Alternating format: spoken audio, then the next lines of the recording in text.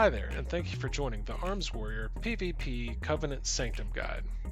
We are Venthyr, using the Nagia the Mistblade Soulbind.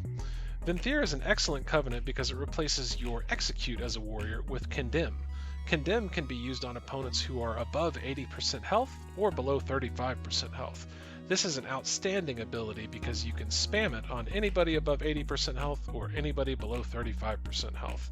This should be your number one damage in every battleground or rated battleground that you play in. One advantage of Condemn is the primary target is weakened, preventing damage that they would deal to you. So this is a great ability that is built in to give a little bit of survivability and defensiveness to what was your Execute, what is now your Condemn. If your foe survives, 20% of the rage spent is refunded. This is excellent because almost every time that you're hitting somebody above 80% with Condemn, they will survive. So you'll be getting 20% of the rage refunded to you. That is outstanding. The next ability for the Covenant is Door of Shadows. Wind through the shadows appearing at the targeted location. This is a castable blink, essentially. It's a 1.5 second cast with a 1 minute cooldown. This is very, very good for getting you closer or getting you out of sticky situations. So getting into our Soulbind, one advantage of going this route, as you'll see, is we use 2 potency conduits. Both of the potency conduits that we are using are used to buff Condemn.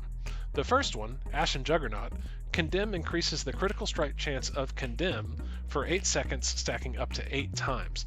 Now this is outstanding because if you're hitting people above 80% and below 35%, you can be moving around the battleground or rated battleground, hitting multiple targets, and keeping your stacks up ultimately.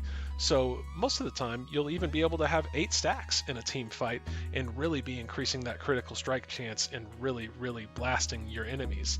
The second potency conduit that we're using is Harrowing Punishment.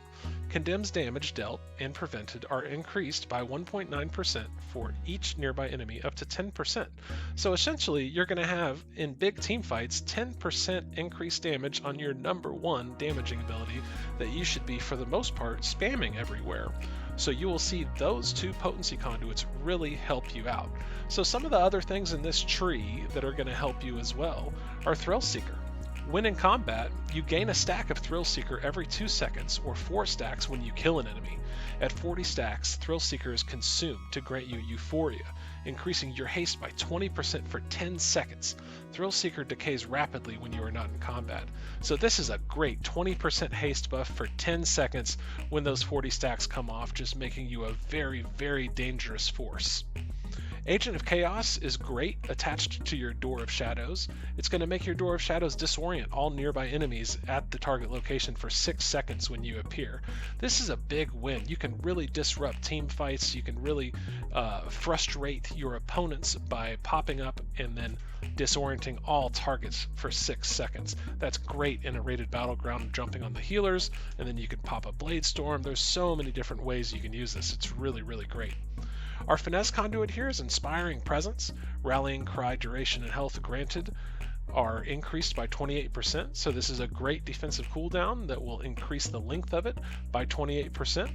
Rallying Cry lets loose a Rallying Cry, granting all party or raid members within 40 yards 25% temporary and maximum health for 12.8 seconds. So that is a great thing in team fights in rated battlegrounds. On down to the next, Friends in Low Places. This has nothing to do with PvP, so we're going to just skip over that. Stalwart Guardian. The cooldown of Die by the Sword is reduced by 28 seconds. So that is huge for your defensive cooldowns, because remember, Die by the Sword increases your parry chance by 100%, but not only does it do that, it reduces all damage you take by 30% for 8 seconds.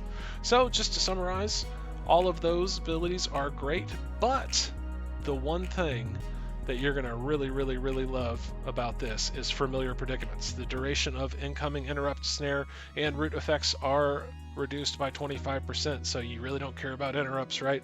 But snare and root effects being reduced by 25% is great for a warrior. Getting that time that you are CC'd reduced, anytime that you can do that as a warrior to make us more mobile, that is a big win. So at the end of the day, this is going to be the way to go. You are going to have a great time with this in Battlegrounds and Rated Battlegrounds. Remember those two potency conduits, the Ashen Juggernaut and the Harrowing Punishment. I know that you'll watch a lot of arena videos, you'll watch a lot of arena guides, and they will tell you every single time Mortal Combo, Crash the Ramparts are going to be the way to go. But think about it, guys. You are going to be in Battlegrounds and Rated Battlegrounds. You're going to be surrounded by enemies, increasing that Condemn by 10%. You're going to be casting it all the time on high health and low health targets, getting 8 stacks of that Ashen Juggernaut, really increasing that crit chance. So thank you all very much for watching. I hope you have a good day. Please like and subscribe. See ya!